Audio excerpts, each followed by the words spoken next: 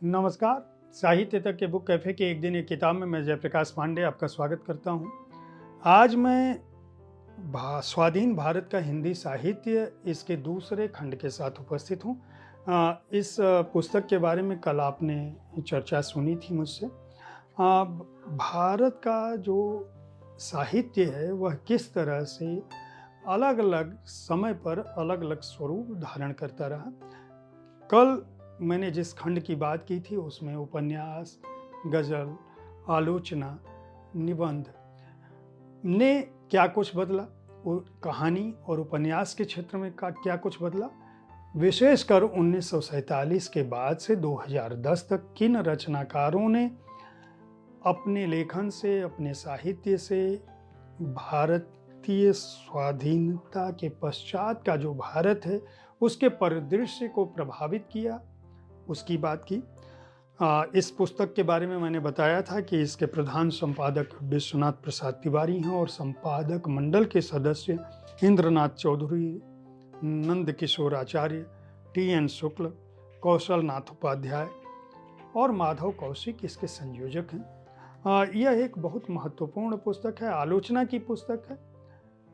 इस दूसरे खंड में जो समाहित किया गया है क्षेत्र, उसमें बाल साहित्य पर प्रकाश मनु का लेख है, प्रवासी साहित्य पर कमल किशोर गोयनका का है, साहित्यिक पत्रकारिता पर विजय दत्त श्रीधर का, स्त्री साहित्य पर अनामिका का, दलित साहित्य पर जयप्रकाश करदम का, व्यंग्य साहित्य पर प्रेम जन्मेजय का, रेखा चित्र क्या है, रेखा चित्र किस तरह से हमारी पुस्तकों में आया है या किस तरह से रेखा चित्र आधारित उपन्यास और कृतियाँ छपती रही हैं, उस पर राजेंद्र प्रसाद पांडे का, संस्मरण साहित्य जो है वह राम शंकर द्विवेदी ने लिखा है, यात्रा वृत्त भारत में क्या रहा है 1947 से 2010 तक का, उनमें किन लोगों ने अपनी भूमिका निभाई, किन लोगों ने लिखा और किस रूप में लिखा, कौन सी लोकप्रिय कृतियाँ थी, उस पर रेवती रमन का, जीवनी साहित्य पर ए अरविंदाक्षन का, आत्मकथा की जो श्रृंखला है उसमें विनोद तिवारी ने लिखा है, डायरी साहित्य पर सत्यनारायण ने लिखा है, रिपोर्टाज पर हनुमान प्रसाद शुक्ल का लेख है और पत्र साहित्य पर राम निरंजन परिमलेंदु का लेख है।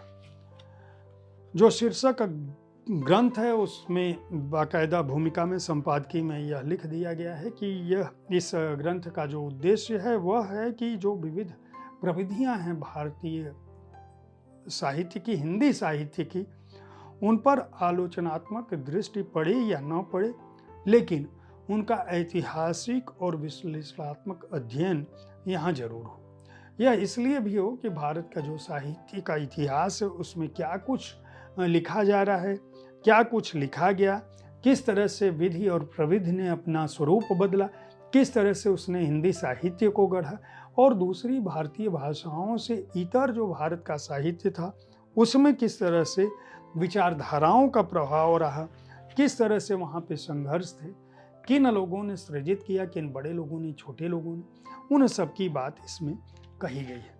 विशेष बात यह भी है कि जो कई लेखकों ने कई कालखंडों में अपने लेखों को बांटा है। जैसे अगर मैं बाल साहित्य की बात करूं तो प्रकाश मनु ने बाकायदा उसका इतिहास भी दिया है कि जो प्रारंभिक युग रहा है हिंदी में 1901 से 1947 का था।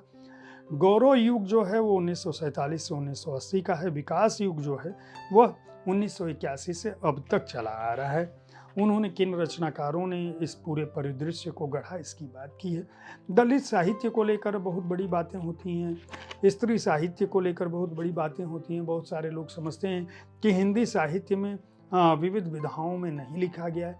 जीवनी क्या है, आत्मकथा क्या है, संस्मरण क्या है, स्मरण क्या है, यात्रा वृत्तांत क्या है, निबंध क्या है, लेख क्या है, यह पुस्तक इस सबके बारे में भी बताती है। खास बात यह कि अगर स्वाधीन भारत का हिंदी साहित्य पुस्तक के दोनों खंड खरीद लिए जाएं तो न केवल आपके सामने समूचे हिंदी साहित्य का स्वतंत्रता के बाद जो कुछ रचा लिखा गया है, इतिहास इकट्ठा हो जाता है, बल्कि किसने क्या कुछ लिखा यह सब कुछ आपके पास संग्रहित हो जाता है। तो अगर आप हिंदी भाषा के छात्र हैं, प्राध्यापक हैं, शिक्षक हैं या शोधार्थी हैं तो आपके लिए ये दोनों खंड एक बहुमूल्य कृति की तरह से हैं। साहित्य अकादमी ने इन्हें बहुत सस्ते मूल्य पर उपलब्ध कराया है। पहले खंड के बारे में मैं बता चुका हूँ। इस दूसरे खंड में पृष्ठ संख्या है 450 और इसका मूल्य भी उतना ही है, यानी 450 रुपये। उम्मीद है साहित्य तक का यह एपिसोड आपको पसंद आया होगा। इस कार्यक्रम में आप किस तरह की पुस्तकों की चर्चा चाहते हैं उसके बारे में अपनी राय से हमें ज़रूर अवगत कराएं। हमारी कोशिश होती है कि विविध विधाओं की पुस्तकों के साथ आपके पास मैं हर दिन पहुंचूं, ताकि आपको अपनी पसंद की पुस्तक चुनने में आसानी हो। कल ठीक इसी समय ऐसी ही किसी एक कृति के साथ फिर मिलूंगा। देखते रहिए साहित्य तक। धन्यवाद।